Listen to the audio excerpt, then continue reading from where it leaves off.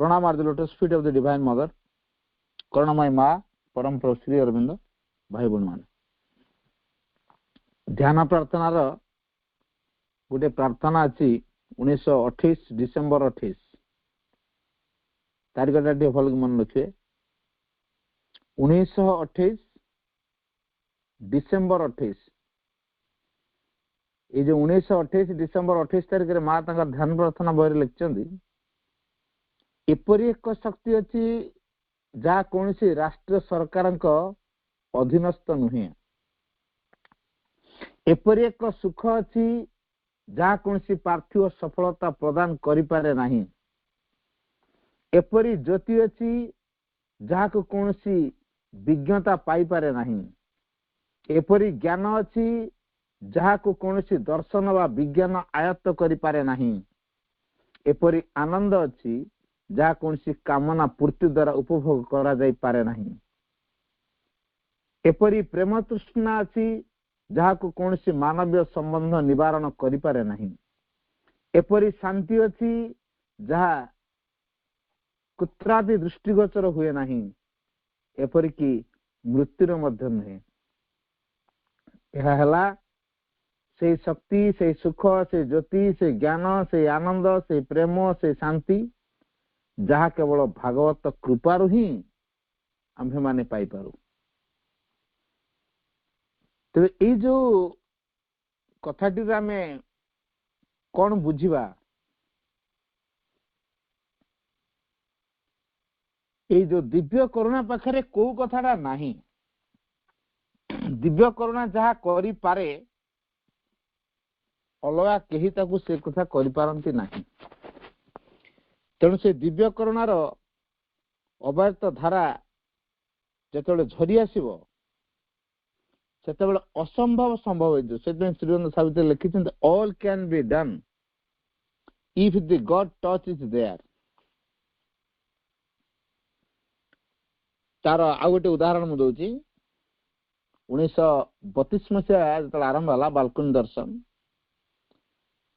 प्रत्येक माँ आसी बालकोनी ठिया होई पूर्वाशारा आलोकमय दिगंत को चाहि रहुतिले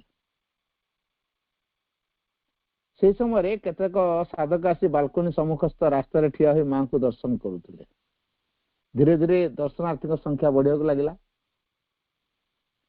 एठार ही बालकोनी दर्शन सूत्रपात आरंभ है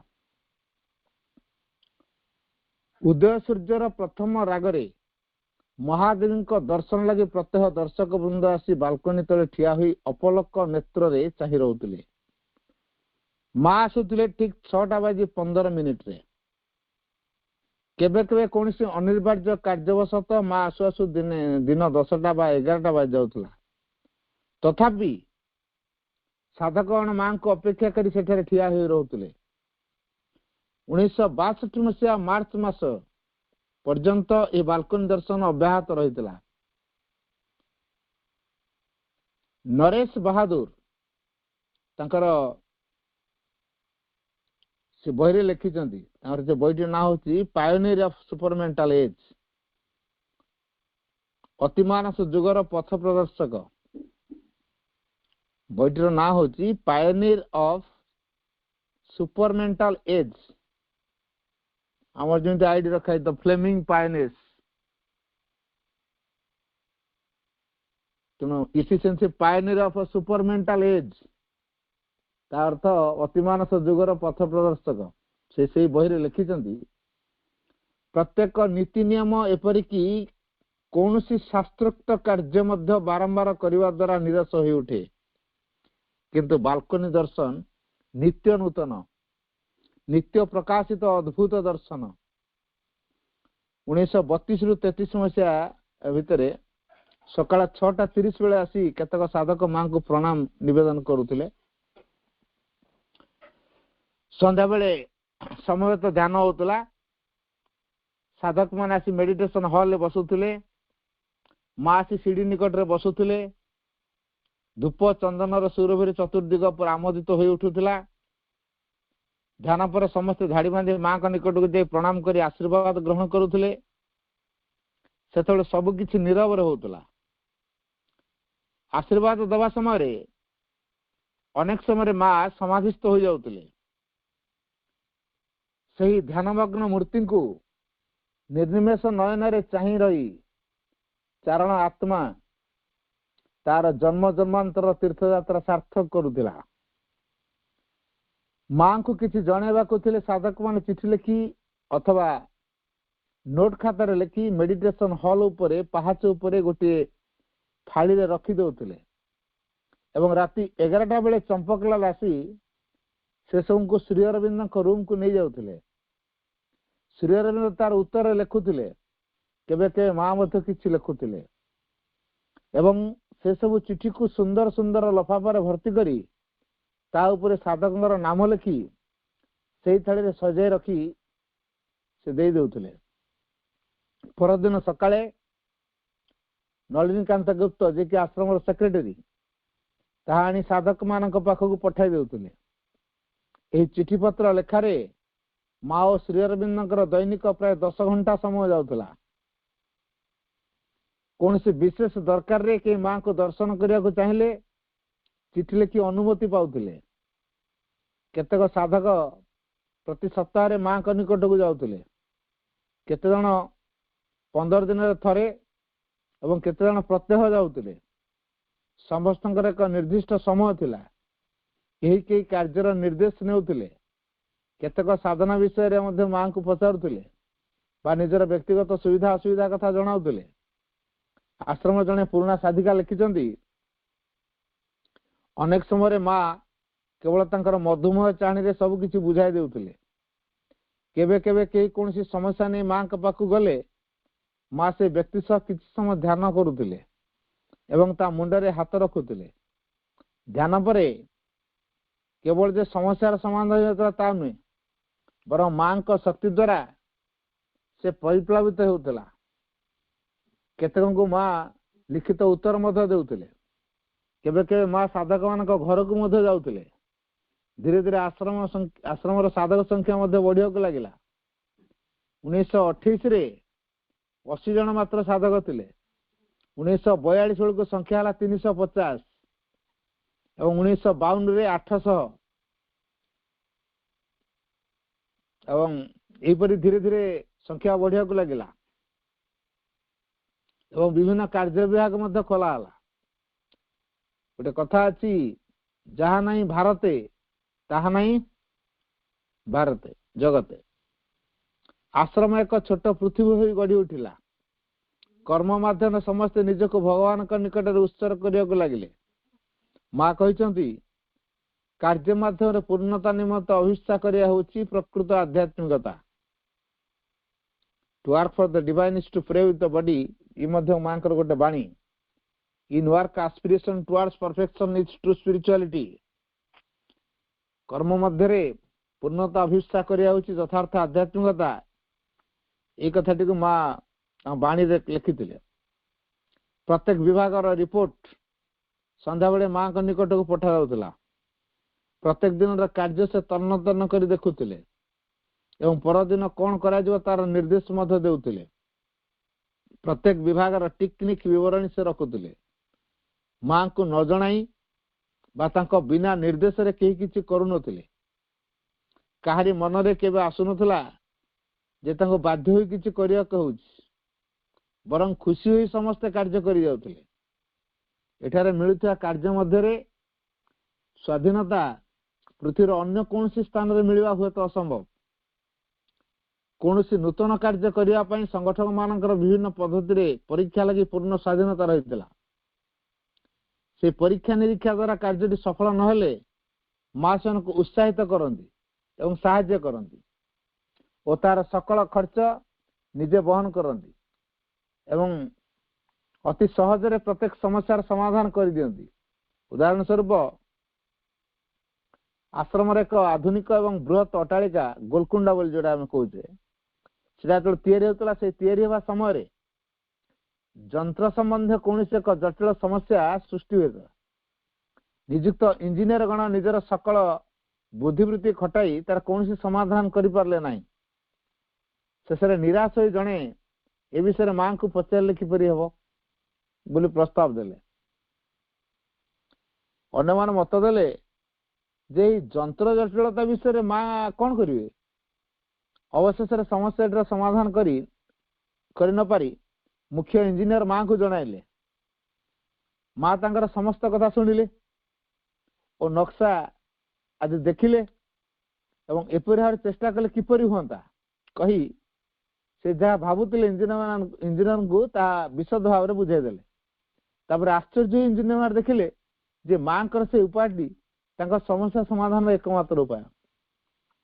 ଆଉ ଥରେ କୌଣସି ଆବଶ୍ୟକ ଦ୍ରବ୍ୟ ନିଅଣ୍ଟ ହେଲା। ଭଣ୍ଡାରର ଦାୟିତ୍ୱରେ ଥିବା ବ୍ୟକ୍ତି ଅନ୍ୟ ଉପାୟ ନ ଦେଖି ମାଙ୍କୁ ଜଣାଇଲେ। କିଛି ଦିନ ପରେ ସେ ଦ୍ରବ୍ୟ ବହୁ ପରିମାଣରେ ବାହାରୁ ଆସି ପହଞ୍ଚିଲା। ଶ୍ରୀ ଅରବିନ୍ଦଙ୍କ କଥାରେ ନିଜର ସାମର୍ଥ୍ୟ କ୍ଷମତା ଦେଖାଇବା ଅଥବା ଏହି ବାହାନାରେ ସ୍ଥୂଳତର ଭାବରେ ମାଙ୍କ ନିକଟକୁ ଯିବା ଏଠି ହେଉଥିବା କାର୍ଯ୍ୟର ଲକ୍ଷ୍ୟ ନୁହେଁ, ବରଂ ଏ କାର୍ଯ୍ୟ କର୍ମଯୋଗ ସାଧନାର କ୍ଷେତ୍ର, ଯାହା ପୂର୍ଣ୍ଣଯୋଗର ଗୋଟେ ଅଂଶ। ଯୋଗ ସାଧନାର ଏକ ଉପାୟ କାର୍ଯ୍ୟ ମାଧ୍ୟମରେ ଆତ୍ମସମର୍ପଣ, ନିଃସ୍ୱାର୍ଥପରତା, ଅଜ୍ଞାନୁବର୍ତ୍ତିତା, ସୂକ୍ଷ୍ମ ଦୃଷ୍ଟି, ଶୃଙ୍ଖଳା, ନିଜର ଅହଂ ଚିନ୍ତା ପରିବର୍ତ୍ତେ ପ୍ରଥମେ ଭାଗବତ ଚିନ୍ତା, ଧୈର୍ଯ୍ୟ, ସମତା, ସହନଶୀଳତା ଇତ୍ୟାଦିର ମାଧ୍ୟମ। ମା ଯାହାକୁ ଯେତେବେଳେ ଯୋଉ କାର୍ଯ୍ୟ ଦିଅନ୍ତି ତାକୁ ସେ କାର୍ଯ୍ୟ ଲାଗି ଶକ୍ତି ମଧ୍ୟ ଦିଅନ୍ତି। ସେ କାର୍ଯ୍ୟ ମଧ୍ୟରେ ରହିଛି ଏକ ଅପାର୍ଥିବ ଆନନ୍ଦ। ଥରେ ମା ଚମ୍ପକଲାଲକୁ କହିଲେ, ତୁ କଣ ଭାବୁଛୁ ଯେ କାର୍ଯ୍ୟ ତୁ କରୁଛୁ? ନା, ମା ହିଁ ଏ ସକଳ କାର୍ଯ୍ୟ କରୁଛନ୍ତି। ଜାଣୁ କି ଏ ନିଖିଳ ବିଶ୍ୱର ସକଳ କାର୍ଯ୍ୟ ଏକମାତ୍ର ପରମ ପୁରୁଷ ହିଁ କରୁଛନ୍ତି। ମାଙ୍କ ଆଗମନ ପରେ ସାଧନାର ଜୀବନ ଶୁଭ୍ର, ସରଳ ଓ ଆନନ୍ଦମୟ ହୋଇ ଉଠିଲା। 1933 ରୁ 34 ମସିହା ଭିତରେ ଏଇ ଗୋଟିଏ ବର୍ଷ ପର୍ଯ୍ୟନ୍ତ ଆଶ୍ରମର ଉତ୍ସବ ଦିନ ଥିଲା କେବଳ ଦର୍ଶନ ଦିନ ଗୁଡିକ। ତାପରେ ତାହା ସହ ଯୋଗ ହେଲା ମାର୍ଚ୍ଚ 29, 4 ଏପ୍ରିଲ, 25 ଡିସେମ୍ବର, ଯୋଉଟା କି ଆମେ ଦ ଡେ ଅଫ ଲାଇଟ ବୋଲି କହୁଛେ, ଆଲୋକର ଦିବସ। 1 ଜାନୁଆରୀ ଏବଂ 2 ଜାନୁଆରୀ ଯୋଉଟା କି ଫେଷ୍ଟିଭାଲ ଅଫ ଏପିଫାନି ବା ଖ୍ରୀଷ୍ଟ ଜନ୍ମ ପର୍ବ। କାରଣ ଏ ଯୋଗ କୁଚ୍ଛ ସାଧନା ନୁହେଁ, ଏ ଜୀବନ ଶୁଷ୍କ ନିରସ ନୁହେଁ, ଏଠାରେ ଉତ୍ସବ ଅନୁଷ୍ଠାନ ମଧ୍ୟ ସ୍ଥାନ ରହିଛି। ଜୀବନର ଏକମୁଖିତା ଭାଙ୍ଗି ଋତୁ ପରିବର୍ତ୍ତନରେ ପ୍ରକୃତିର ରୂପ ବଦଳେ।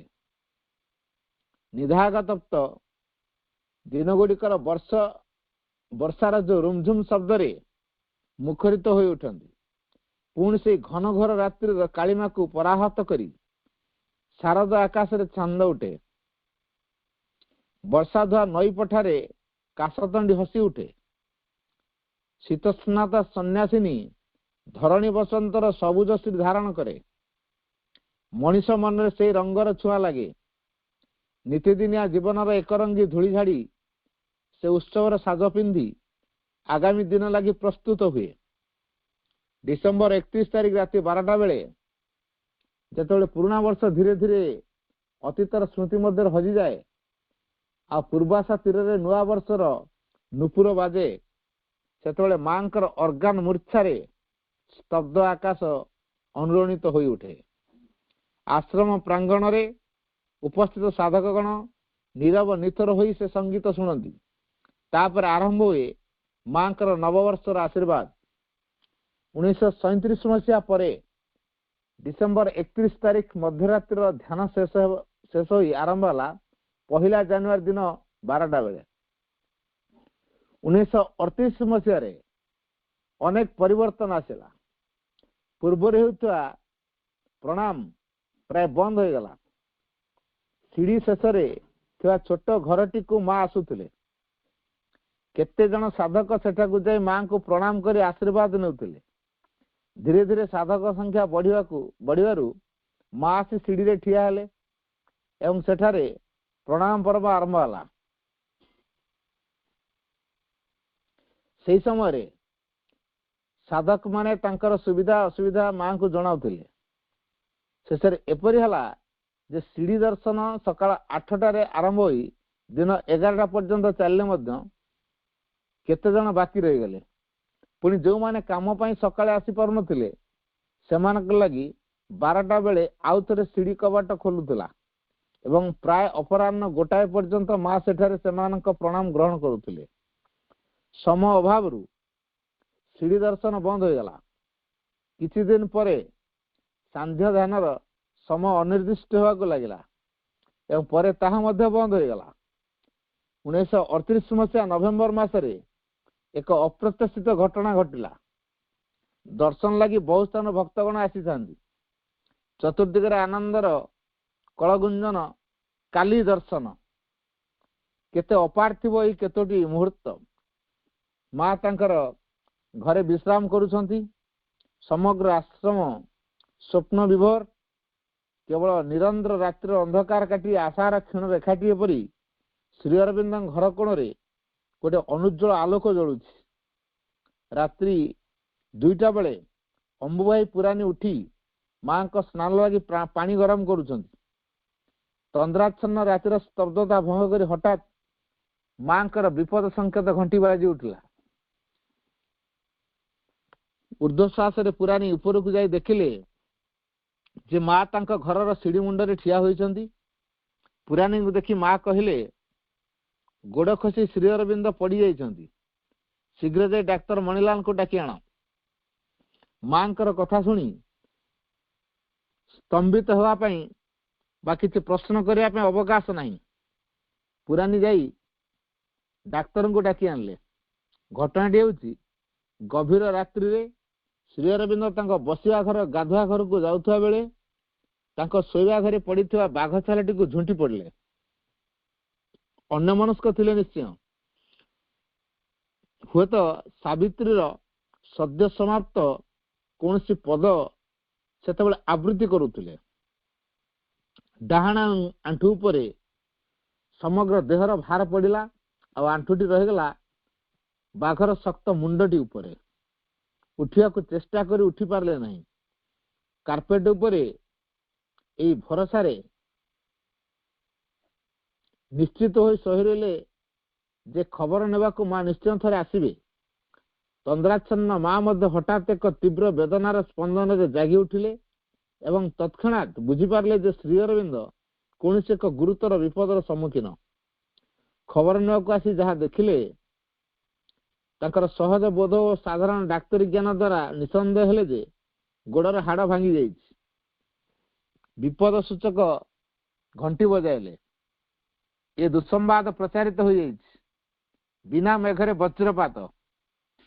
राति पाइतिले मर चक्षुरे महेश्वर महादेव को दर्शन करी चारण आत्मा तार गोटे जन्मर कामना शांत करी थांता। आश्रम प्रांगण रे मर्माहत भग्न मनोरथ कातर दर्शनार्थी भिड़। करुणामयी माँ समस्त मुखर से विषादर कालीमा पुछिदेले। संध्या बेले समस्ते महालक्ष्मी मधुमेह हस और अमीय हस्तर स्पर्श पाई धन्य हेले। समस्त मनरे किंतु से एक ही प्रश्न, ये दुर्घटना संभव है किपरि? जे सकल शक्तिर अधिकारी सकल विपदर तारणकर्ता से किपरि एक आकस्मिक दुर्घटनार सम्मुखीन हेले? एही रहस्य मोचन करी श्री अरविंद कहते जे सेतेबेले से सदा सर्वदा विरोध शक्तिर आक्रमण मां को रक्षा कर व्यस्त थे। तांको ऊपर जो उलटा आक्रमण हेबो से कथा से भावी नथिले। मां को ऊपर विरोध शक्तिर क्रिया कहीं मां को जने प्रश्न करथिले, तुमे कहीं आम परी होई आसिल? तुमे तुम स्वरूप आसिलनी कहीं? उत्तर रे मां कहते मु जदि तुम मानक परी होई आसी नथांती ताहेले तुमर निकटतर होई पार नथांती एवं तुमको मध्य कहि पार नथांती मो परी हुओ। पुणी कहते शत्रु शक्ति जेतेबेले मनुष्य उपरे माड़ी आसे सेतेबेले ता मनुष्य को ध्वंस न करी क्रमे क्रमे ताको महत करी गढ़े। नाना लोक सृष्टिर इतिहास शुण। मने हुए सर्वोत्तम शत्रु शक्ति हुए तो विजय लाभ कला। ज्योतिष्मान जीव मानू से रात्रि अंधकार मध्य को निक्षेप कला। रात्रि किंतु तारका खोजी। विश्वकर्म विरुद्ध रे से युद्ध घोषणा कला। आदिलोक मंडल अखंड ऐक्य को आक्रमण कला, तार श्रृंखला को छिन्न विच्छिन्न खंड विखंडित करदेला। से चूर्ण विचूर्ण धूलिकणा नहीं आकाशे बतास बुझी नेला। किंतु देख से धूलिकणा सुनार बीज होई अनंत क्षेत्र को उर्वर करी ता मध्य बहु भुवन सृष्टि कला। वर्तमान ठार एक असीम प्रसारण मध्य निर्दिष्ट कक्षपथरे एक शाश्वत केन्द्र चतुर्दिगरे से माने घुरी बुलिबे। तेणु भेद ही आनिदिए समृद्धतर गभीरतर ऐक्य एवं जो साम्राज्य को से नाश करदेवा को चाहिला जड़ जगतर परिसर वृद्धि करी ताकू ही से समृद्ध कला। सेतेबेले प्रकृत मां को ही संग्राम करिया भविष्यतर समृद्धि लगी। द्वितीय विश्वयुद्ध संपर्क में श्री अरविंद 1942 मसीहा जुलाई 29 तारिख जन शिष्य निकट को लिखिते, मु पुनर्बार दृढ़ भाव में तुमको सूचाई देवाक चाहे यही युद्ध होउची स्वयं श्रीमां युद्ध।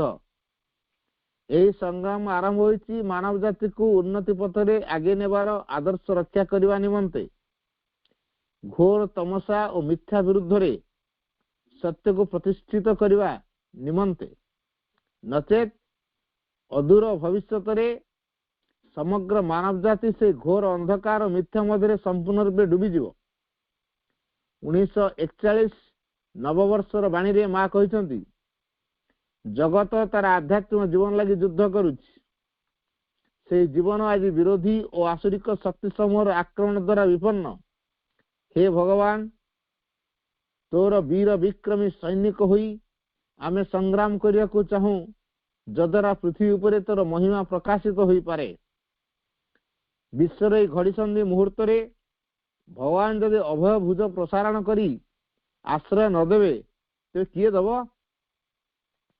श्री अरविंद तांका कविता जीवन ऐक्य बा लाइफ यूनिटी रे लिखिछंती, अखिल वस्तु जीवन निवेशित ये हृदय मम विश्व जते हृदय स्पंदित अनुभव से मो आपणार सृष्टिर आनंद गाने निये समभाग पान करी दुख तार तीव्र सुरासम।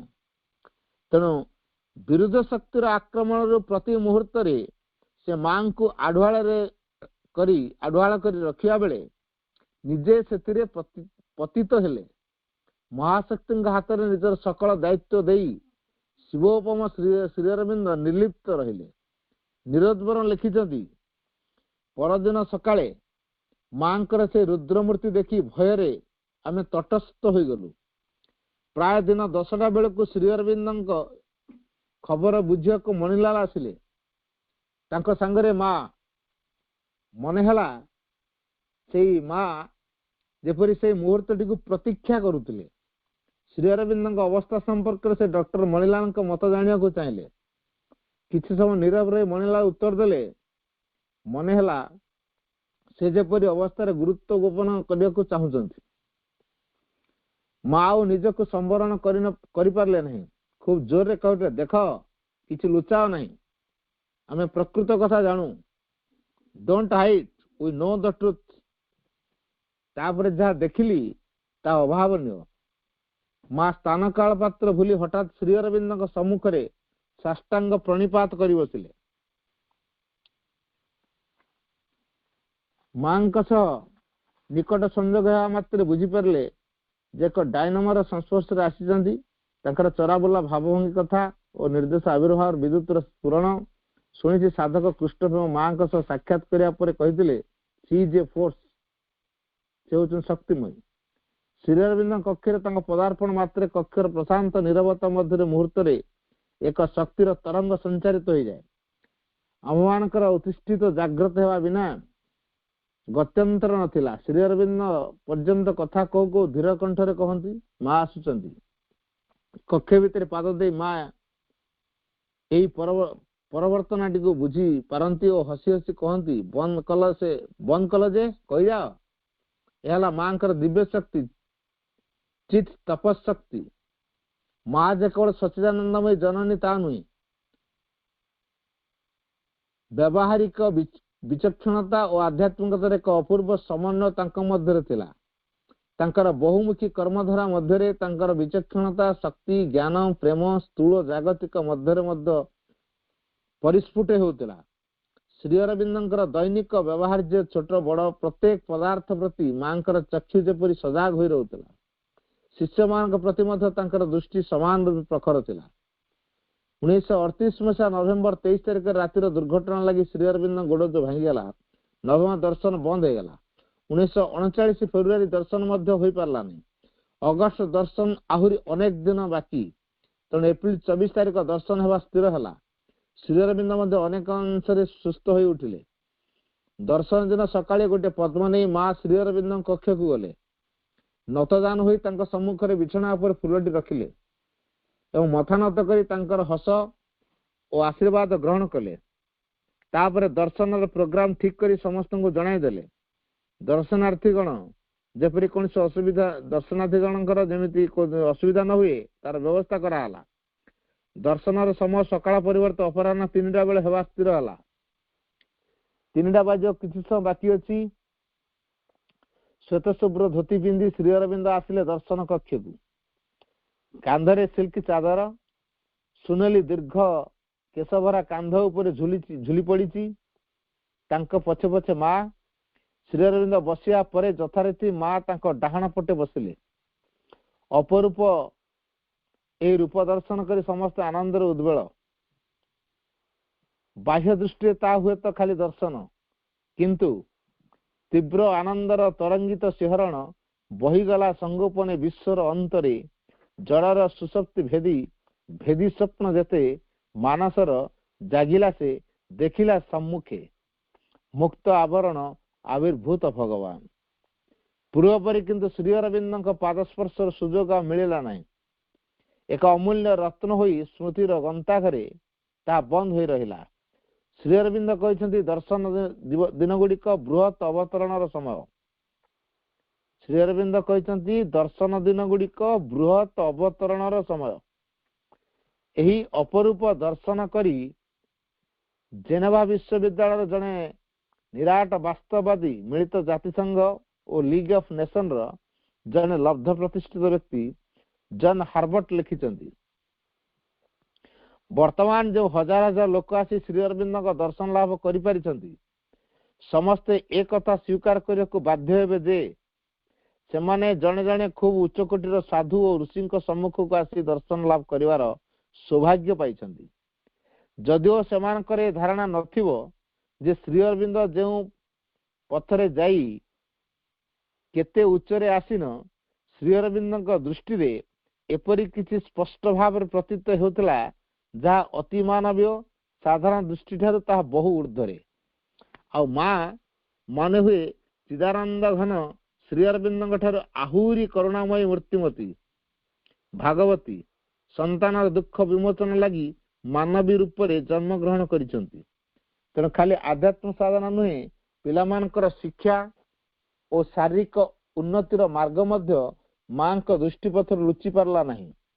1943 मसीहा डिसेम्बर 2 तारिख रे मात्र 20 जन पिला नहीं पवित्र एवं शिशिर कुमार मित्र साहचर्य गोटे शिक्षा केन्द्र गढ़ी उठिला। से दिन से अंकुरटी आज विशाल महाद्रुम महाद्रुम श्री अरविंद आंतर्जातिक शिक्षा केन्द्र नाम शोभा पाउछि। यही नवजातकर सकल दायित्व माँ निजे ग्रहण करथिले। स्कूल आरंभ होबार किछि दिन परे थरे जन शिक्षाविद माँ सह देखा करने को आसथिले। निज मत व्यक्त करने जाई से माँ को कहले जे स्कूल परिचालन लगी जन अध्यक्ष नियुक्त करंतु। माँ किछि कण नीरव रही प्रश्न कले जन अध्यक्ष ताले मु एठारे काहेकि रही। शिक्षाविद मुंड नई गला। से बुझी पारले नहीं माँ ही स्कूल आत्मस्वरूप। स्कूल दैनंदिन जीवन प्रवाह माँ का नित्य नियत मधुमेह दान रे परिप्लावित होता। प्रत्यह संध्यारे माँ पिला मानक किछि पढ़ाउथिले, विभिन्न गल्प कहउथिले, पाठर परीक्षा नेउथिले एवं नंबर मध्य देउथिले। एही सांध्य पाठ्यक्रम श्रेणी रे चपलमती बालक बालिका मंत्रमुग्ध परी सबु शुणती। केवल वातावरण को छाड़ीदेले ए स्कूल बा शिक्षार पश्चात कौन रही माँ कहते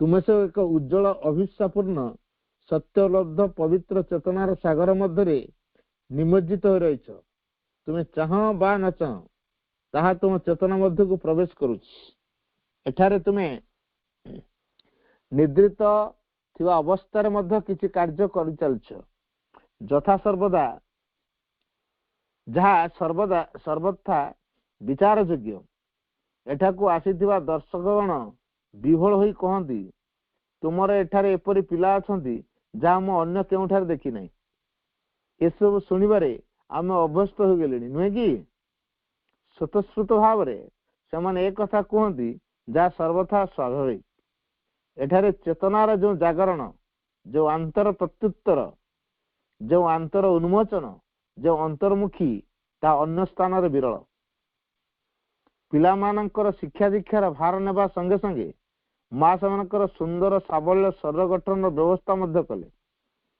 यही नूतन व्यवस्था आबाल वृद्ध वनिता समस्ते आनंद जोगदेले पिलांक उपस्थित कठोर साधनार जीवन किपरि सुंदर मधुमय हो उठिला से विषय नलिनीकांत गुप्त लिखिछन्ति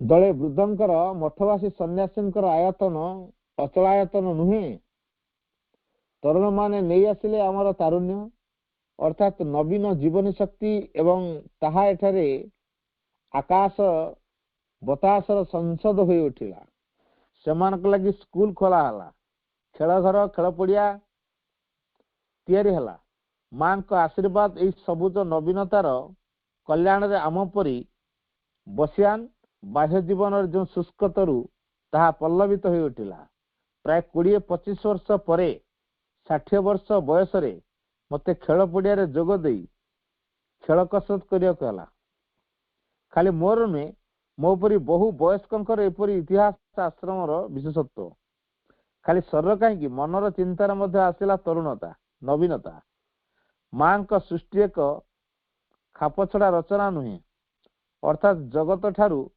साधारण सार्वजन जगत ठारू विजुक्त विश्लिष्ट एक आत्मतुष्ट आत्मसंपूर्ण गोष्ठी वा दल नुहे मां कर्म है समग्र जगत मुनि अपंडित पंडित आबाल वृद्ध वनिता को नहीं समस्त मानव जाति को नहीं एक उत्तरण साधन माँ निजे टेबुल टेनिस खेलिया को आरंभ कले तापर मन है टेनिस खेलिले किपरि होता नीरज बरन लिखिछन्ति माँ जे हठात कहीं खेलिया को बाहर ता बुझिया कष्ट हुए तो तांका शरीर निमंते कौन से हल्का व्यायाम आवश्यकता अनुभव करते नतुवा वर्धिष्ठ युव शक्ति संगे यही माध्यम सानिध्य जोग चाहूले दृष्टि आध्यात्मिक और शारीरिक दिगरु टेनिस खेलवा श्रेष्ठ से जे खाली देह जंत्र को शक्त करने खेलुले ता नुहे खेल को अन्यान्य विषय परी आध्यात्म साधनार वाहन भाव नेउथिले बाह्य क्रिया अपेक्षा आभ्यंतरीण क्रिया तांका निकट रे बेसी आकर्षणीय और अर्थबह थिला ता सहित थिला खेलिबाकू हेले आवश्यकता अनुजाई आस्पृहार प्रश्न यथार्थ मनोभाव ताहा तार शक्ति ग्रहण योग्यता इत्यादि अंतर प्रस्तुति अर्थात एक कथारे साधना टेनिस कोर्ट तैयारी और तार स्थान निर्वाचन टेनिस कोर्ट तैयारी और तार स्थान निर्वाचन संपर्क में मां श्री अरविंद आलोचना करी पंडिचेरी राज्य सरकार को समुद्र कर गोटे पड़िया जमी दीर्घ काल लीज सूत्र नेले मां को आशीर्वाद से पुतिगंधमन नारकीय स्थान नवजन्म है वर्तमान से परित्यक्त स्थान रे मुंड टेकी सगर्भ ठिया होती गोटे सुंदर टेनिस कोर्ट और खेल पड़िया अपराह्न श्री अरविंद जो विश्राम करती से माँ पिलांक खेल पड़िया यारी माध्यम से आंतर मध्य मां का सानिध्य बन्ही प्रज्वलित हो उठिला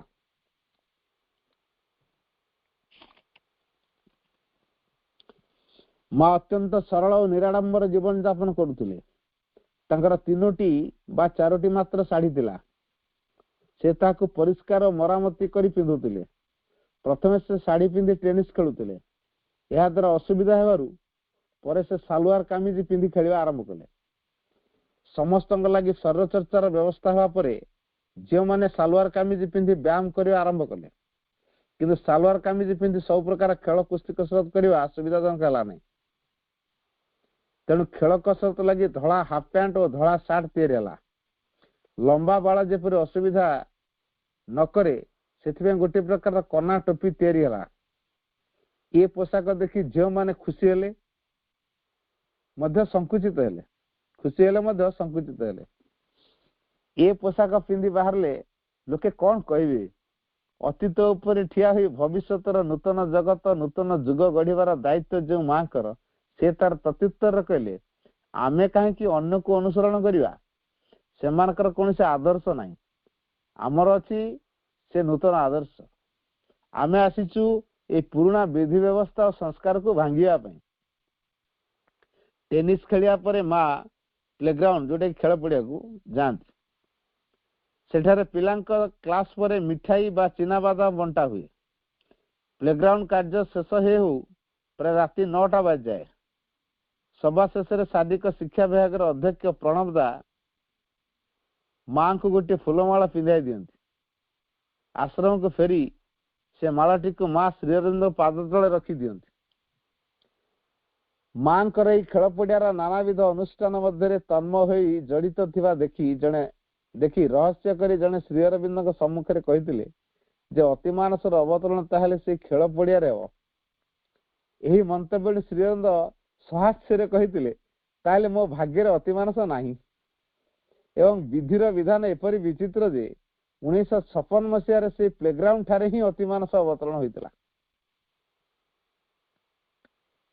ଛୋଟ ବଡ଼ ସ୍ଥୂଳ ସୂକ୍ଷ୍ମ ଶାରୀରିକ ମାନସିକ ଆଧ୍ୟାତ୍ମିକ ବୈଷୟିକ ଶିଳ୍ପକଳା ଇତ୍ୟାଦି ଅନ୍ତହୀନ କାର୍ଯ୍ୟ ମଧ୍ୟରେ ମା ସଦାସର୍ବଦା ବ୍ୟାପୃତ। ସ୍ନାନାହାର ଓ ସାମାନ୍ୟ ବିଶ୍ରାମର ସମୟ ଟିକକ ଛଡା ତାଙ୍କର ନିଶ୍ୱାସ ନେବା ପାଇଁ ମଧ୍ୟ ଅବକାଶ ନାହିଁ। ସେ ଆହାର ଓ ବିଶ୍ରାମ ମଧ୍ୟ ବହୁ ପରିମିତ। ଉତ୍ତରୋତ୍ତର ବୟସରେ ମଧ୍ୟ ତାଙ୍କର ଏହି ବହୁମୁଖୀ କର୍ମଧାରାର ଅକ୍ଳାନ୍ତ ଉଦ୍ୟମ ଅବ୍ୟାହତ ରହିଥିଲା। ଅନ୍ୟ ଏକ ପ୍ରସଙ୍ଗରେ ମା କହିଥିଲେ, ତୁମେ କଣ ମନେ କରୁଛ ଯେ ସାମାନ୍ୟ ଏହି ଆହାର ଉପରେ ମୋର ଜୀବନୀ ଶକ୍ତି ନିର୍ଭର କରେ? ବିଶ୍ୱ ପ୍ରକୃତିର ଭଣ୍ଡାରରୁ ଯେତେ ଇଚ୍ଛା ସେତେ ଶକ୍ତି ଆହରଣ କରାଯାଇପାରେ, କିନ୍ତୁ ତା ବୋଲି ଖାଦ୍ୟ ପ୍ରସ୍ତୁତ ପ୍ରଣାଳୀ ଓ ପରିଷ୍କାର ପରିଚ୍ଛନ୍ନତା ପ୍ରତି ଯେ ମା ଧ୍ୟାନ ଦେଉନଥିଲେ ତା ନୁହେଁ। ବଜାରରୁ କିଛି କିଣା ହୋଇ ଆସୁଥିବା ପରିବା ପତ୍ରକୁ ପୋଟାସିୟମ ପରମାଙ୍ଗାନେଟ୍ ଏକ ପ୍ରକାର ରାସାୟନିକ ଦ୍ରବ୍ୟ ପାଣିରେ ଧୁଆ ହୋଇ ପରେ ଖାଲି ପାଣିରେ ଖୁବ ଭଲ ଭାବରେ ଧୁଆଇ ରନ୍ଧା ହୁଏ। ଥରେ ଜଣେ ସାଧକ ରସିକତା କରି ଶ୍ରୀଅରବିନ୍ଦ ଲେଖିଲେ, ଭଗବାନ ଜଣେ ମଣିଷ ପରି ଜୀବାଣୁ ଦ୍ୱାରା ଆକ୍ରାନ୍ତ ହେବାର ଆଶଙ୍କା ରହିଛି। ପ୍ରତ୍ୟୁତ୍ତରେ ମହାମତି ଶ୍ରୀଅରବିନ୍ଦ କହିଥିଲେ,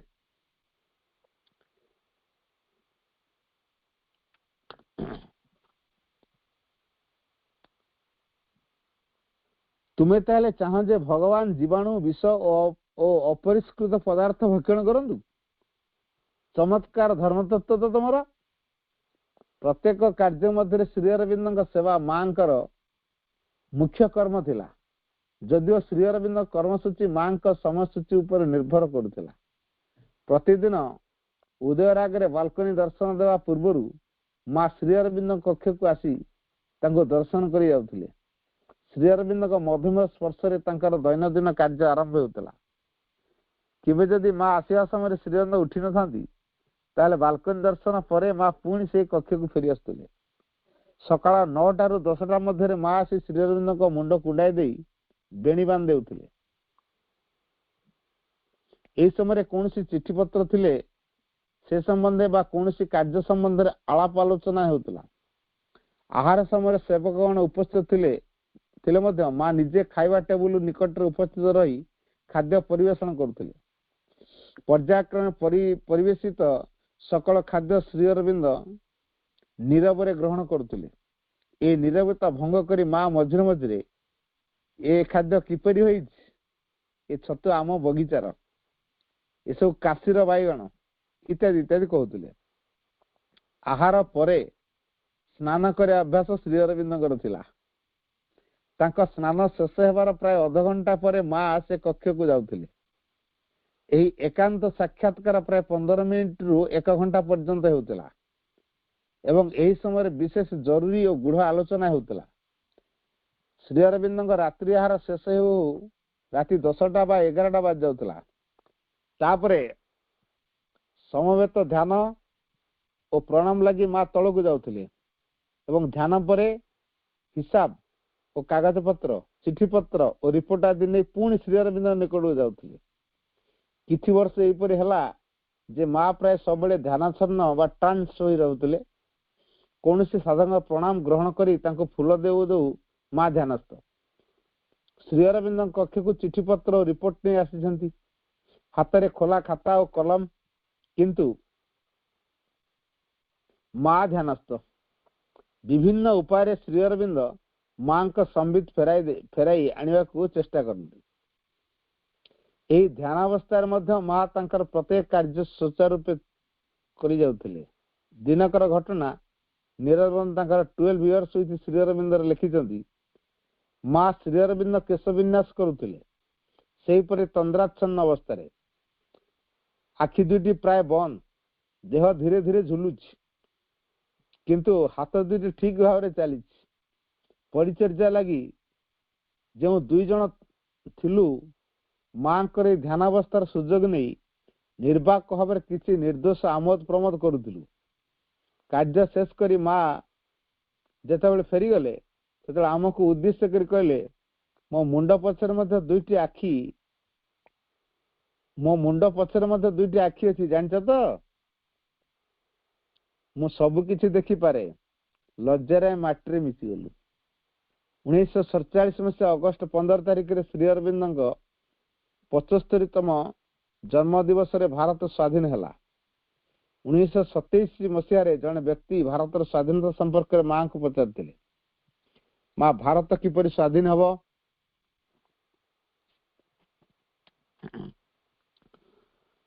ମା କହିଲେ, ଶୁଣ, ବ୍ରିଟିଶ ଭାରତ ଜୟ କରି କ୍ଷମତା ପାଇନି। ବ୍ରିଟିଶ ଭାରତ ଜୟ କରି କ୍ଷମତା ପାଇନି। ତୁମେ ନିଜେ ତୁମ ଦେଶକୁ ତା ହାତରେ ଟେକି ଦେଇଛ। ଠିକ ସେଇପରି ଭାବରେ ସେ ତୁମ ଦେଶକୁ ତୁମ ହାତକୁ ଟେକିଦେବ। ବ୍ୟକ୍ତି ଜଣ କହିଲେ, ଏହା କେବେ ହବ? ମା କହିଲେ, ଜାପାନୀ ଜାହାଜ ଯେତେବେଳେ ଭାରତ ମହାସାଗରରେ ପ୍ରବେଶ କରିବ, ସେହି ସମୟରେ ଭାରତ ସ୍ୱାଧୀନ ହେବ। ଭାରତ ସ୍ୱାଧୀନତା ଲାଭର ଖବରରେ ଆଶ୍ରମରେ ଏକ ଉତ୍ଫୁଲ୍ଲ ଉନ୍ମାଦର ଶିହରଣ ଖେଳିଗଲା। ଆଶ୍ରମ ପ୍ରାଙ୍ଗଣ ଆଲୋକମାଳାରେ ଉଦ୍ଭାସିତ ହୋଇ ଉଠିଲା। ଏହି ଉପଲକ୍ଷେ ଶ୍ରୀ ଅରବିନ୍ଦଙ୍କ କକ୍ଷର ଛାତରେ ମାଙ୍କ ପତାକା, ଯାହା ଆଶ୍ରମର ପତାକା ବା ଭାରତର ଆଧ୍ୟାତ୍ମିକ ପତାକା, ଉତ୍ତୋଳନ କରାଗଲା। ଏହି ପତାକାଟିକୁ ପ୍ରଥମେ ଆଶ୍ରମର JSASA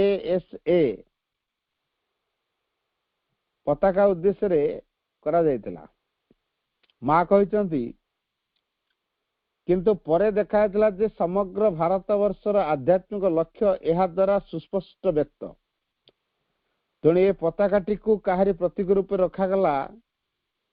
ଯେଉଁ ଗୌରବମୟ ସର୍ବଭୌମ ଭାରତବର୍ଷ ଯୁଗ ଯୁଗ ଧରି ପରପ୍ରଧାନତ ରହିଥିଲା, ଆଜି କିନ୍ତୁ ସେହି ଦାସତ୍ୱର ବନ୍ଧନକୁ ଛିନ୍ନ କରି ନିଶ୍ଚିଷ୍ଟତାକୁ ଦୂରକୁ ଫିଙ୍ଗି ଦେଇ ଯୁଗାତୀତର ସକଳ ଦୁଃଖ ଭୁଲି ଯାଇ ନବଜନ୍ମ ଲାଭ କରିବାକୁ ସକ୍ଷମ ହୋଇଛି, ଯାହା ଫଳରେ ଭାରତ ପୁଣି ଦିନେ ସମଗ୍ର ବିଶ୍ୱର ଗୁରୁ ହେବ ଏବଂ ଏହି ମହାନ ମାନବ ଜାତିକୁ ଆଧ୍ୟାତ୍ମିକ ଆଦର୍ଶର ପଥ ନିର୍ଦ୍ଦେଶ କରିବ। ମା ତାଙ୍କ ଦିବ୍ୟ ଦୃଷ୍ଟି ବଳରେ କହିଥିଲେ ଯେ ଶ୍ରୀ ଅରବିନ୍ଦଙ୍କ ଜନ୍ମଦିନ ପୃଥିବୀ ଇତିହାସରେ ଏକ ଗୁରୁତ୍ୱପୂର୍ଣ୍ଣ ଦିବସ। ଶ୍ରୀ ଅରବିନ୍ଦ ଲେଖିଛନ୍ତି, ଅନ୍ୟ ଲୋକମାନେ ସ୍ୱଦେଶକୁ ଗୋଟିଏ ଜଡ଼ ପଦାର୍ଥ, କେତେ ଗୁଡ଼ିଏ ପଡ଼ିଆ, ଜମି, ଶସ୍ୟକ୍ଷେତ୍ର, ବଣ, ପର୍ବତ, ନଦୀ ବୋଲି ଜାଣନ୍ତି। ମୁଁ କିନ୍ତୁ ସ୍ୱଦେଶକୁ ମା ବୋଲି ଜାଣେ, ଭକ୍ତି କରେ, ପୂଜା କରେ। ମୁଁ ଜାଣେ ଏହି ପତିତ ଜାତିକୁ ଉଦ୍ଧାର କରିବା ଲାଗି ମୋ ଶରୀରରେ ଶକ୍ତି ଅଛି। ସେ ଶକ୍ତି ଶାରୀରିକ ଶକ୍ତି ନୁହେଁ। ବନ୍ଧୁକ ବା ତରବାରୀ ନେଇ ମୁଁ ଯୁଦ୍ଧ କରିବାକୁ ଯାଉନାହିଁ। ସେ ଶକ୍ତି ଜ୍ଞାନ ଶକ୍ତି। କ୍ଷାତ୍ର ତେଜ ଏକମାତ୍ର ତେଜ ନୁହେଁ, ବ୍ରହ୍ମ ତେଜ ମଧ୍ୟ ଅଛି। ସେ ତେଜ ଜ୍ଞାନ ଉପରେ ପ୍ରତିଷ୍ଠିତ। ए भाव नूतन नुहे आजिर नुहे यही भाव नहीं मु जन्म ग्रहण करिछि यही भाव मोर मज्जागत यही महाव्रत साधना करिया को भगवान मते पृथ्वी को पठाइछन्ति आहुरी मध्य से कहिछन्ति जे तांको जन्मदिन रे भारत वर्ष पराधीनतार श्रृंखल मुक्त हेबा एक काकतालिक न्याय नुहे एक दैवी निर्देश। वंदे मातरम।